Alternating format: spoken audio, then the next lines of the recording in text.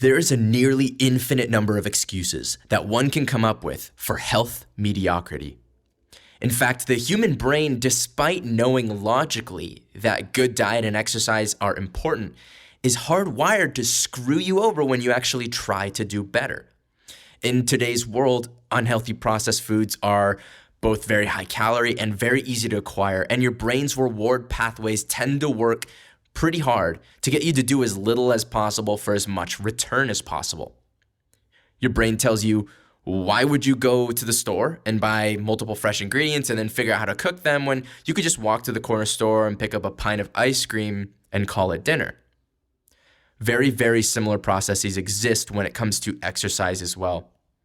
A typical human brain will actually begin generating reasons, one after another, for why you shouldn't get up and exercise. Exercise is a metabolic stressor, a very healthy one, but it does force your brain and your body to work harder during the exercise and afterwards in order to return to the simple, safe, comfortable homeostasis of sitting in front of a TV and eating your body weight in corn chips. Your brain will tell you you're too busy with other things. The gym's too far. The gym's too expensive. You'll feel embarrassed in front of all the fit people at the gym. You'll feel self-conscious that you don't know how any of the machines work. You'll be sore for days, and you've got that thing tomorrow, and you can't be sore for that. You twisted your ankle, so there's no exercises, none, not a single exercise that you could do with a twisted ankle anyway. You don't want to spend any money on gas. You don't live anywhere near a gym. You're not actually fat, so you don't really need to work out because it must mean you're healthy enough. You're not ill with anything yet, so you don't really need to work out. Any of those familiar? Here's the huge danger of allowing yourself to succumb to this type of thinking. You convince yourself. You convince yourself that you have multiple perfectly logical reasons as to why you can't and don't exercise more. And this danger applies to excuses in general, but today we are talking about your physical health specifically. A number of studies and public guidelines recommend 150 minutes of moderate activity per week, or half of that in vigorous activity. So in terms of time commitment, about 60 to 75 minutes a week is enough to decrease all-cause mortality, or in other words, your statistical likelihood of dying due to anything by anywhere from 20 to 31%. A Harvard-affiliated study from 2012 found that 75 minutes of brisk walking each week led to an average increase in life expectancy by 1.8 years when compared to the sedentary control. 100 to 300 minutes a week, or about 2.5 to 5 hours a week of just walking adds about 3.5 years on average to your life. Over 7 hours a week of walking alone, and you add 4.5 years. Those benefits actually increase if you're achieving those levels of exercise while also at a normal body weight, given your height and age and your build. About a 7.2 year life expectancy advantage on average.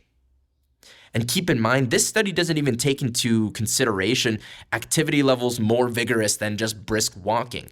Other studies actually indicate that more vigorous exercise, assuming it's safe for you to engage in it, means more bang for your buck. And guess what? Walking's free. Vigorous exercise can also definitely be free, and that's where we get the title of today's episode. Live longer and walk with the swagger for 1 hour a week and $0 a year. If you're someone who does not exercise at all, or even if you do and you want an easier, faster way to mix up your workouts, then this plan that I'm about to outline is for you. I'm personally a huge fan of calisthenics workouts, which is kind of a catch-all term referring to the use of your own body weight in exercise. So yeah, for a lot of things, definitely it can be great to have access to fancy machines and heavier weights.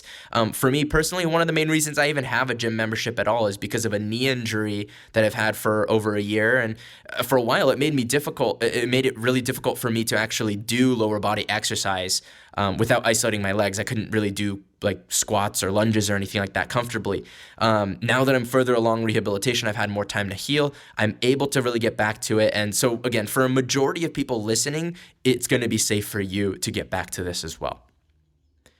My goal for today is to force you to eliminate the two most common excuses for lack of exercise. I don't have the money and I don't have the time. These can be absolutely eliminated from your day-to-day vocabulary forever. one of the biggest bang for your buck workouts is literally to do all-out sprints. And I'm not asking you to do that because I don't really think it's practical. If you're not in good shape, you're going to pull something. It's hard on your knees if you're a little heavier. If you live somewhere that rains or snows or gets really hot, it's way too easy to convince yourself that today's not the day to go outside and sprint. It's also pretty hard on your body. Again, if you have lower extremity or back injury type of issues, or if you're overweight or a little bit older, it might not actually be safe for you. It might even be kind of impossible for you to engage safely in all-out sprinting. Sprinting can be structured or unstructured, but I think oftentimes it can be a little too unstructured. It makes it too easy to bail on your sprinting workout a few minutes in just because it's really hard. And it is. It can feel really difficult, really bad.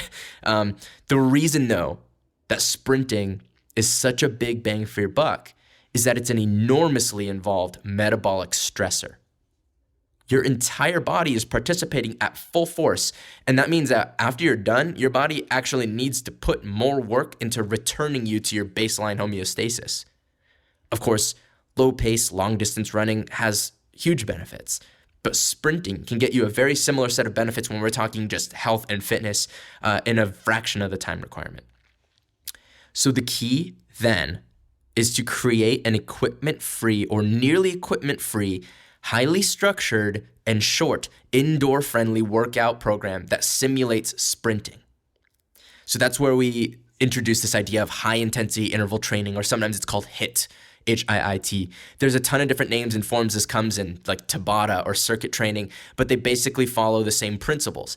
Do a variety of different workouts with very little rest in between. So I'm about to outline a great example that's going to be, this is something that you could probably do in about 20, 30 minutes with no equipment. 30 seconds of jump squats and 10 seconds rest. And after each of these, you're going to do 10 seconds of rest. So 30 seconds of jump squats, 30 seconds of wide push-ups and then rest, 30 seconds of jumping lunges, 30 seconds of narrow push-ups, 30 seconds of bodyweight squats, 30 seconds of crunches, 30 seconds of mountain climbers, 30 seconds of using your left arm to just lift a reasonably heavy household item of some sort, and then 30 seconds on the other arm, and then you just rest for 1 or 2 minutes, and you do the entire set 2 more times. If you don't know what any of those terms are, of course, you can go back and rewind it, or you can find the actual outlined workout program on the website at thewealthyhealthy.co.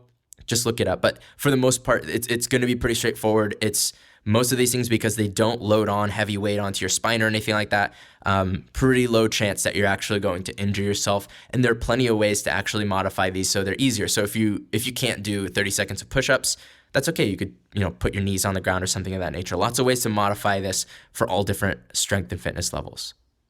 Point being, though, guys, this is a super straightforward workout program, and it doesn't require any equipment.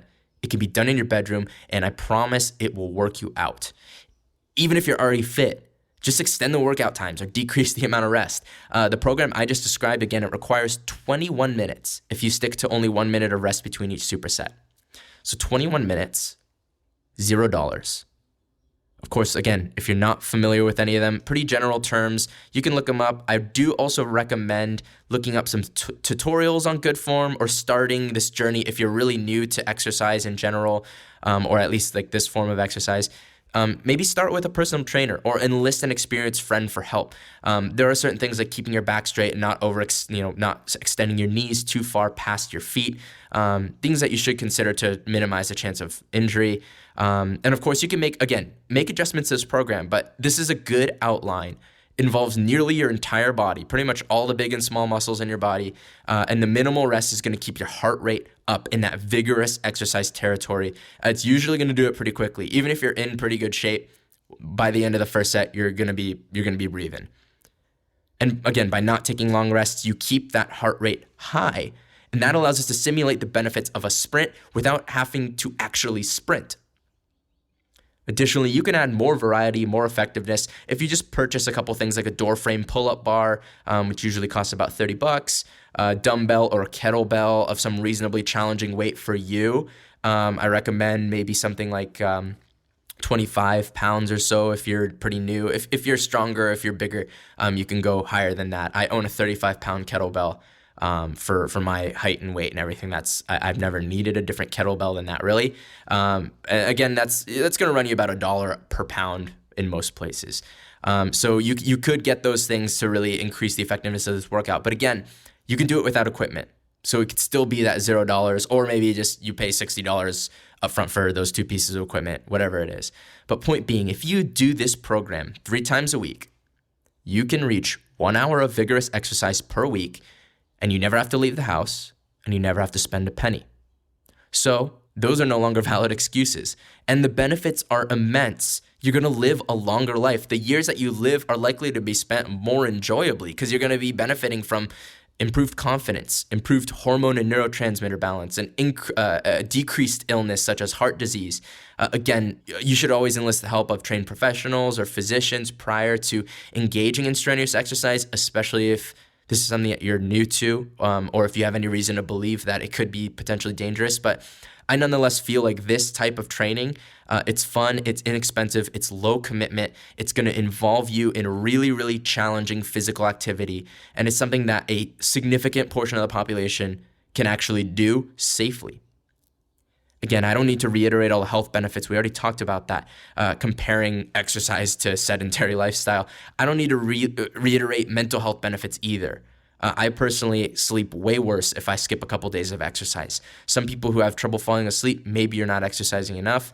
People who exercise a lot, they're going to know that that's probably, their body has similar reactions as well to exercise and non-exercise. So I don't need to reiterate all that. I don't need to reiterate even the financial benefits in the medical bills that you're not going to pay, or in the fact that your insurance premiums are going to be lower because you don't have heart disease, you're healthy. Or you're going to delay, if you are eventually going to pay them, maybe there's something genetic in your family, but you're going to delay paying them those bills by years. So there's financial benefits to that. I don't even need to mention that good diet is still important. All I need to mention is that if you can find 1 hour a week and you can afford $0 per year, then you can be on the road to a better, healthier life today. So get up, start today, and show yourself and everybody else what you're capable of in this regard.